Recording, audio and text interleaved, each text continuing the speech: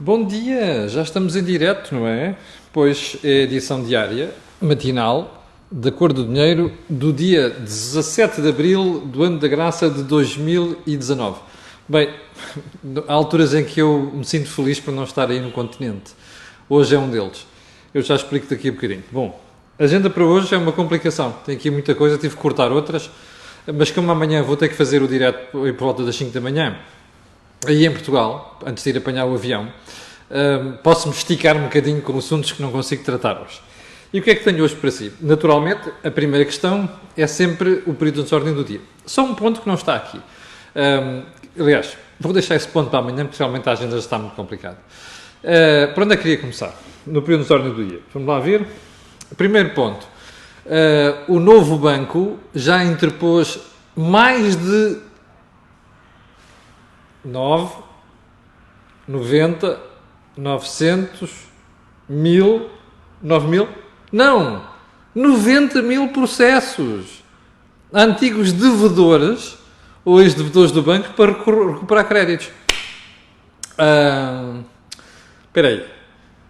90 mil processos. Será que vale a pena? Primeiro ponto. Os montantes justificam isso? Segundo ponto, quanto é que custa em custas de processos e advogados?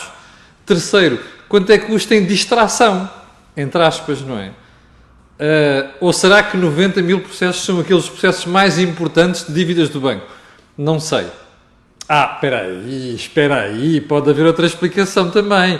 Eu sou tão má língua às vezes. Pá. Olha, pode ser, deixa-me lá passar este número para fora, porque fica bem. Fica bem, demonstra, fica bem, como se diz na Madeira. Demonstra que estamos aqui a fazer qualquer coisa para comprar crédito. Até porque recentemente estivemos das bocas do mundo pelas más razões, que é, de repente, de um momento para o outro, foi preciso meter mais de milhões de euros no banco.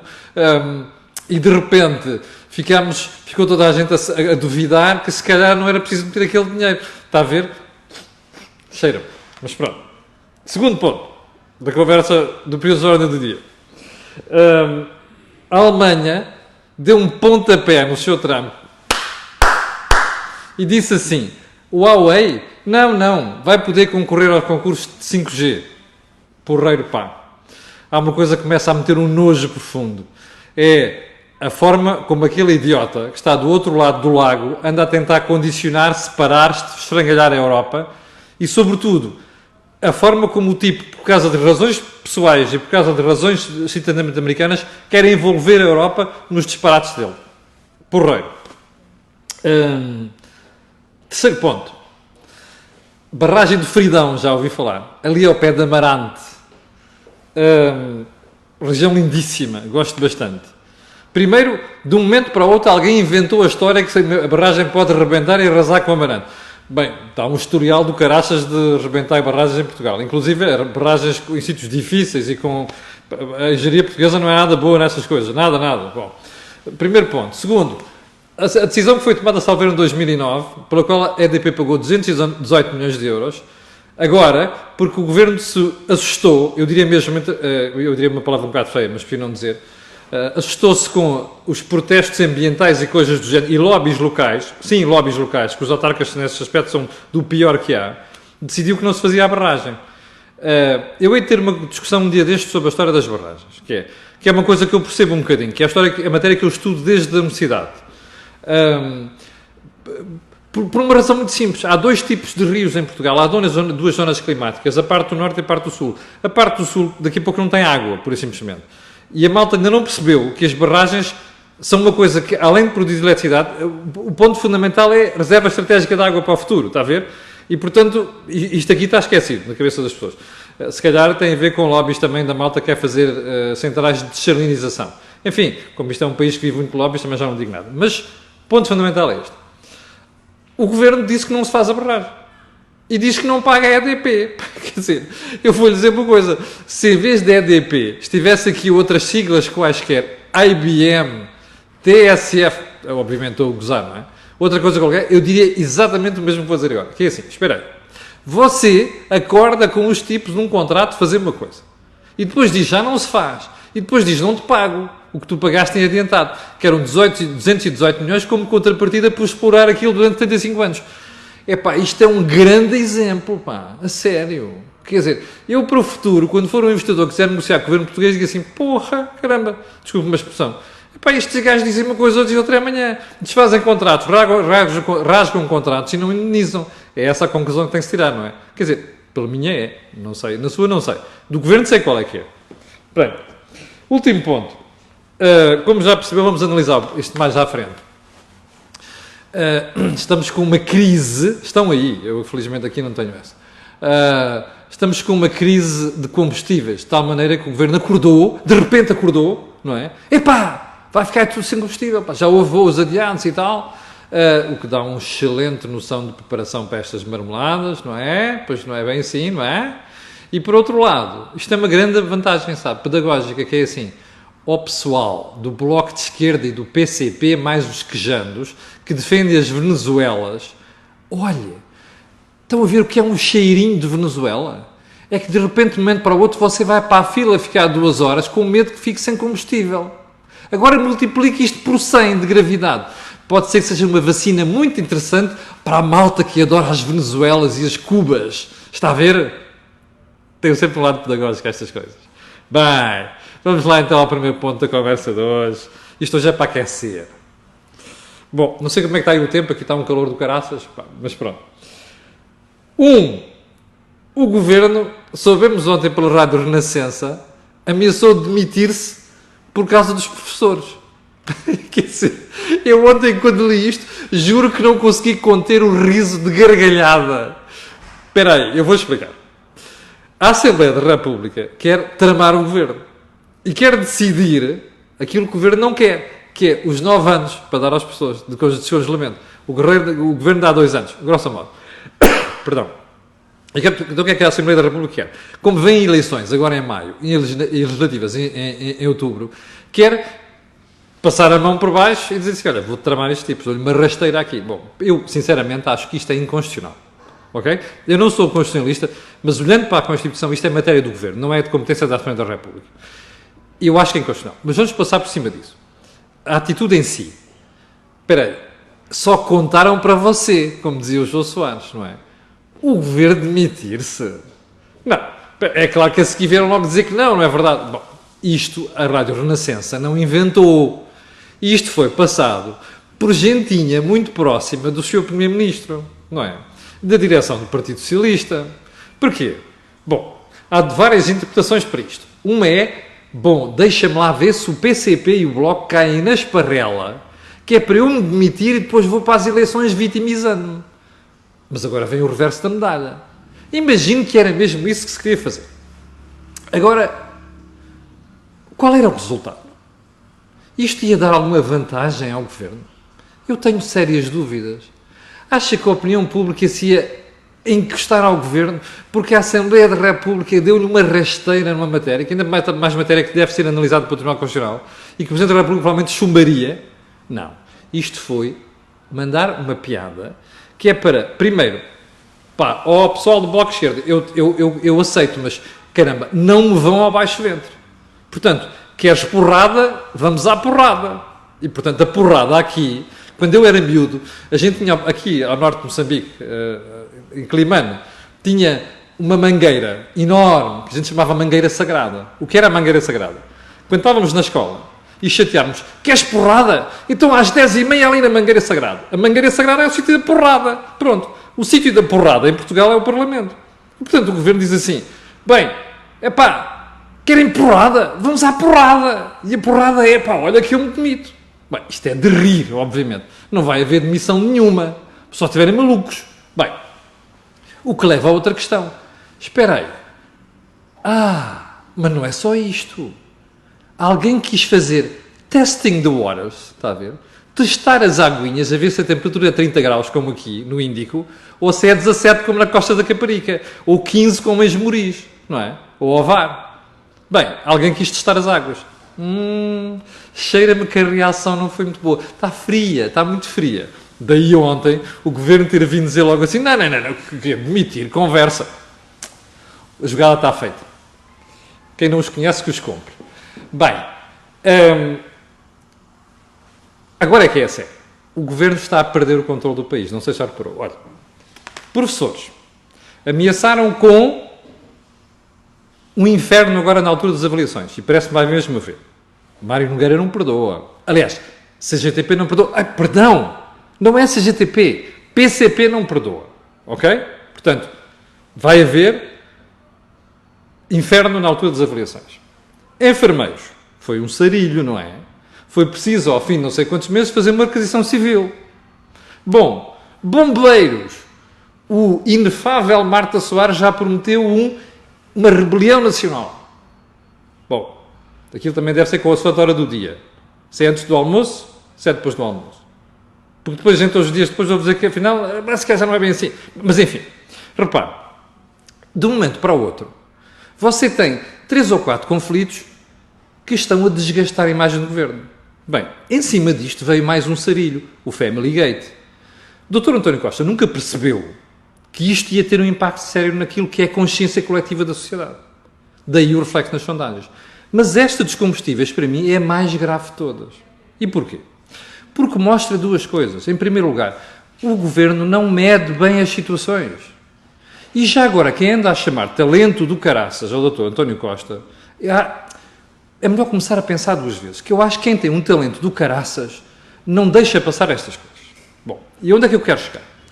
Repare, a greve está no ar, entre aspas, desde segunda-feira. Ontem, quarta-feira, começou a haver falta de combustível. E depois, agravado pelas notícias, vai tudo a correr às bombas e é um sarilho. Isto é típico, é economia, não é? Economia social. Bom, repare uma coisa. Ninguém previu que isto ia acontecer, a partir do momento em que houve uma greve. Ninguém. É uma cambada de amadores. Eu só posso ir a essa conclusão. Quem está a tomar decisões nesta matéria no governo é amador. Então não era óbvio que o combustível ia faltar nos aeroportos e não era para precaver isto? Ai, já agora uma coisa. Acordaram de repente. Nos enfermeiros foi um sarilho. Morreu gente, não é? Morreu gente. É óbvio que morreu gente. Mas demoraram meses para tomar uma decisão sobre petição civil e agora acordaram em 2 ou 3 horas. E já agora, como se percebeu ontem, não houve acordo de coisa nenhuma, não é? Serviços mínimos. Olha, eu vou a Portugal amanhã, se houver voo já agora, não sei se o avião da TAP sairá daí hoje à noite para vir para Maputo.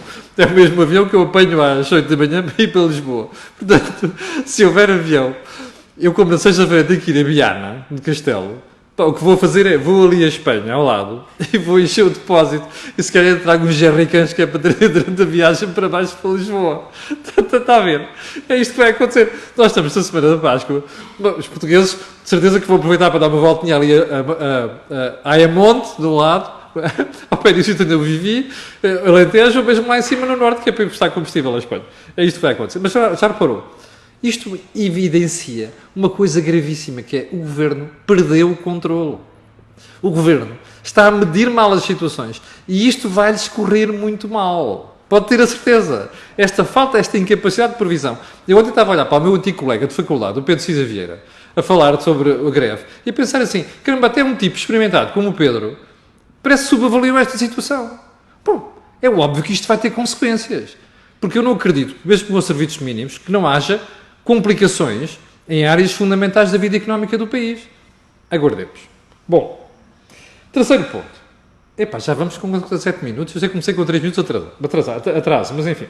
Bom, esta eu não posso deixar passar. Eu ontem já era para ter falado disto, mas não quis porque isto merece uma análise mais completa. Então é assim. Antes de ontem, estava a ver televisão, notícias em Portugal, e de repente ouço um senhor, Presidente da República, dizer assim, não, nós não podemos ficar na ponta da Europa. Espera aí, geograficamente já estamos na ponta da Europa, não é isso que ele quer dizer? Não, ele não quis utilizar as palavras de Cavaco Silva na entrevista à Renascença, que foi, pá, nós vamos caminhar estamos a caminhar para ser o lanterna vermelha da Europa. Bem, Marcelo acordou, imagina só, acordou, não é? E acordou porquê? Eu ainda não sei. É que ele nunca liga àquilo que Cavaco diz. Pelo contrário, até goza, responde mal às coisas de Cavaco e tal. Desta vez disse o mesmo Cavaco, só não disse com as mesmas palavras. Ou será que acordou mesmo para perceber que nós vamos mesmo para a casa da Europa? Eu não sei. Se for a segunda hipótese, há uma coisa que eu tenho a dizer. Olha, acordou tarde. Já vem tarde. E porquê é que já vem tarde? Porque Portugal já anda há 4 anos a crescer menos do que não é a média europeia, que isso interessa para nada. Só interessa para a demagogia do Primeiro-Ministro e do Ministro das Finanças. Portugal está a crescer menos. Você sabe, fomos dos primeiros a fazer esta análise aqui. Dos primeiros, que é, olhe para o nosso campeonato e veja o que é que eles estão a crescer e nós estamos a crescer. Portanto, o nosso destino é, claramente, a cauda da Europa. Bom, então Marcelo acordou agora. Andou 4 anos aqui a fazer, como é que se diz, fretes ao governo, que é para não dizer coisas mais feias. Andou a fazer fretes ao governo? Pois andou. Agora diga-me uma coisa. Eu preciso de presidentes reagentes. Sabe o que é um reagente? É aquele que reage.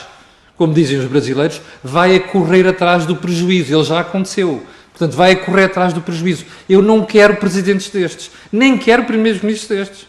Eu fui educado a prevenir, não é a remediar. Portanto, o ponto aqui é, eu não quero um Marcelo que aparece depois a dizer coisas evidentes. Eu quero um Marcelo que, mesmo contra a tendência e as sondagens, vem dizer assim, atenção, o nosso objetivo é não ficarmos lá no fim, ok? Para isto é que serve um Presidente da República. Não é para me vir fazer estas palhaçadas agora, que agora já não serve nada. Nós já estamos a crescer atrás. O que Marcelo devia ter dito há 4 anos, e há 3, e há 2, e há 1, é isto. Meus senhores, sem reformas estruturais, sim, aquelas que doem, ok? Que perdem votos. Nós não vamos para o pelotão da frente. Vamos é lá para trás. Era isto que Marcelo devia ter dito. Ele não sabe de economia, sabe o suficiente para perceber que isto estava a acontecer. Qual é o problema? Não lhe dava jeito. O governo é alta, imagino que é um presidente dizer coisas chatas como o governo é alta. Nem Cavaco dizia, não é? Como se viu na análise que fizemos ontem. Mas isto é uma vergonha. É por causa disto que nós somos pobres, está a perceber? Porque nós temos dirigentes destes. São reagentes em vez de pessoas que previnem. Esse é que é o problema. Realmente, cada vez tenho menos vontade. 1000 pessoas em direto, obrigado pelo apoio à cor do dinheiro. Cada vez tenho menos vontade de votar neste senhor, nas próximas eleições. Bom, afinal, debate no Parlamento ontem. Epá, já vamos com 20 minutos. Se calhar matérias vão ficar para amanhã. Debate no Parlamento ontem. Eu ainda não percebi muito bem quanto é que custa o descongelamento de carreiras. Espera, ontem no Parlamento, eu vou-lhe dizer os números que é para não haver dúvidas. A senhora Secretária de Estado, Fátima Fonseca, que na semana passada tinha dito que o descongelamento das carreiras especiais... Vamos lá explicar. Você tem os professores, querem 9 anos. O Governo deu 2. E depois tem as especiais. GNR, militares e, salvo erro, magistrados judiciais. Na semana passada, a mesma Secretária de Estado diz assim, não, vamos descongelar numa parte também. Quanto é que vai custar? Vá lá ver, ok? Não, para não dizer que estou a inventar, vá lá ver. Palavras da Secretária de Estado Fonseca. 40 milhões de euros. Ontem no Parlamento, esta senhora já dizia assim, não pode ser. Professores, 635 milhões. Mas se formos também fazer a mesma coisa, claro, se desbloqueasse tudo, né, os 9 anos. Se fizermos a mesma coisa com as carreiras especiais, são mais 400 milhões. Espera aí, que é para não haver dúvida, desculpe lá, que é para não cometer... nessas carreiras especiais serão 240 milhões de euros, diz ela. E depois, como se não bastasse, diz assim, bom, é que repara uma coisa, se fosse dar tudo aos professores, seriam 635 milhões. E se for fazer o mesmo para outras classes, as tais especiais, são mais 800 milhões. 1.435 milhões. Mas espera aí, na semana passada, o descongelamento parcial das especiais era 40 milhões. Agora passou para 240 milhões. O que eu achei especial ontem foi ouvir os deputados a perguntarem à senhora Secretária de Estado, afinal, quanto é que custa tudo isto? E eu não tive uma resposta. E é assim, eu não quero saber se os deputados ficam felizes com isso. Eu, como cidadão, não fico. E não admito, não posso admitir que um governante, que é um serviçal meu, vá lá ver a palavra grega, ministro, o que é que queria dizer? É um criado que nós temos a servir a causa pública, não é? Um serviçal meu que não me diga a mim, democracia, quanto é que eu lhes vou pagar. Eu não percebo isto. Assim como não percebo, estive ontem a analisar com cuidado o programa de estabilidade e crescimento. Bom, sabe quanto é que vai transitar para a próxima legislatura de despesa corrente, salários, sabe? 3.500 milhões de despesa a mais que não existiam. De onde é que isto vai sair? Já agora, estas explicações o povo português não as merece? Nós vivemos a democracia. Há uma coisa chamada no taxation without representation, não é? E isto quer dizer que uma coisa que nós importamos da Constituição americana, que veio da Constituição francesa, perdão, que veio da Constituição inglesa, que não é uma Constituição formal, como sabe, é uma questão material. Portanto, eu não admito que o Parlamento não seja informado sobre onde é que vão buscar esta massa e quanto é que isto vai custar. E se os deputados não se põem os pés à parede para se perceber isto, eu, como analista e como cidadão, vou pô-los. E é coisa que vou exigir nas próximas semanas, que o Governo nos diga quanto é que isto vai custar. Bom, e como já passou claramente os 20 minutos, vou deixar o resto para a conversa da manhã, que vai ser, como eu digo, em direto às 5 da manhã. Quero agradecer a sua paciência, quero agradecer-lhe o apoio que nos dá no canal Acordo de Dinheiro, é precioso, muitíssimo importante. E porquê? Porque aquilo que você vê aqui e ouve aqui, não vê nem ouve em mais sítio nenhum. Obrigado, com licença, e até amanhã às 5 da manhã. Muito obrigado.